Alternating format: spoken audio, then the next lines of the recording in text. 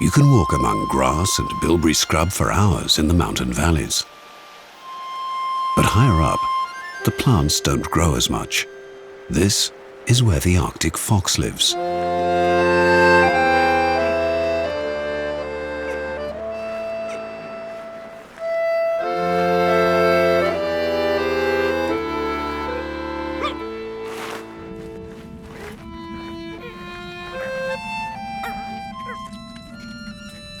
It's summer, and in the Arctic fox's den, the new cubs are feeding.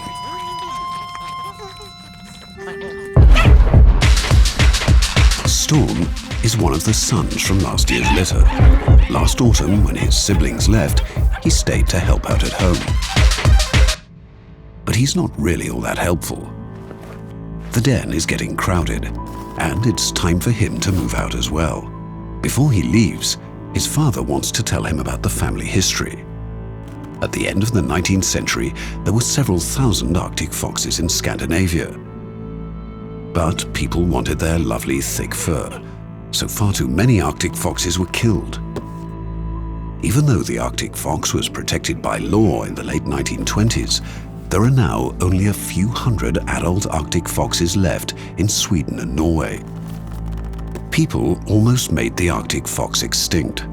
So now we need to help them survive and increase in number. It's time to leave. Storm takes a packed lunch with him from the family's food stores.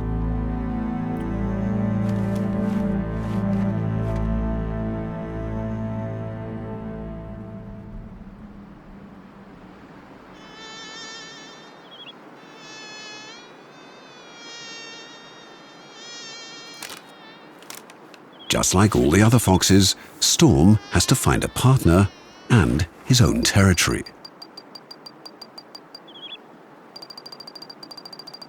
The mating season starts in March, so it has to be settled by then. That's difficult, because there are so few girl Arctic foxes. Oh, he has to walk a long way to find her.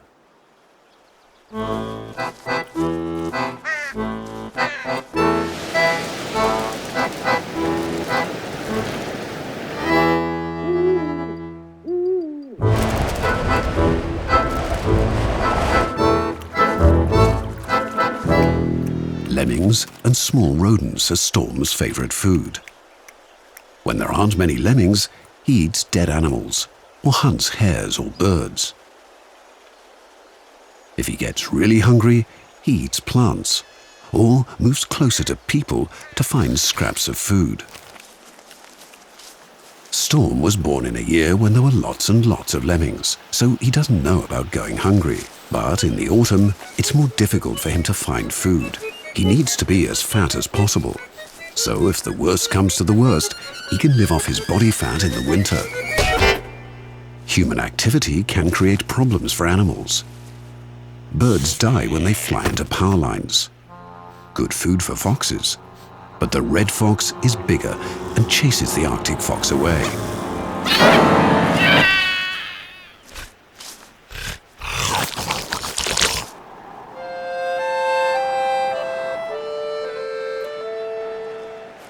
It's autumn, and something is happening to Storm's fur.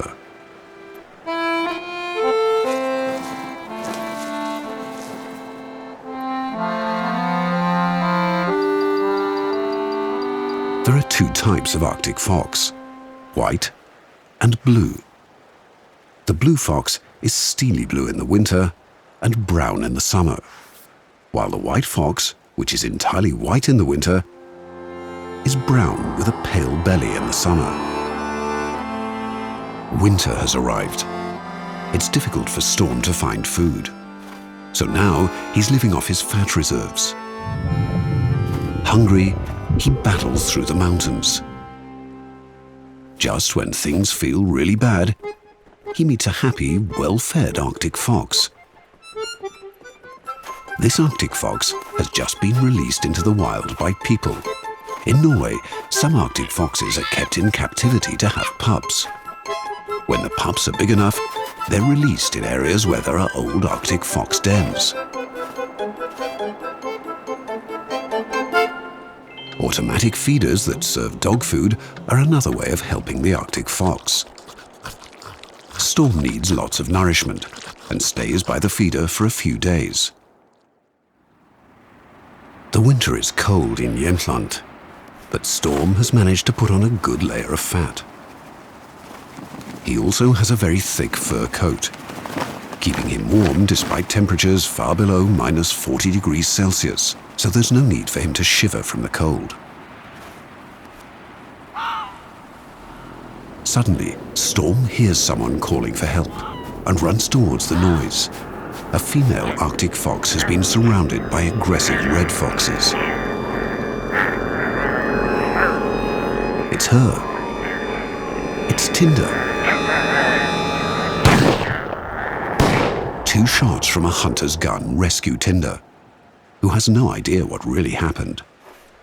In her eyes, Storm is the true hero, and that suits him just fine. Even if Storm and Tinde have a future together, it's not certain that the Arctic foxes in Norway and Sweden will survive. There are still so few of them that there's a real risk the species will become extinct. The efforts to help the Arctic fox population seem to be working. Now there's a chance of meeting Arctic foxes in areas they vanished from a long time ago. The aim is that Arctic foxes will be able to look after themselves in the future without needing help from people.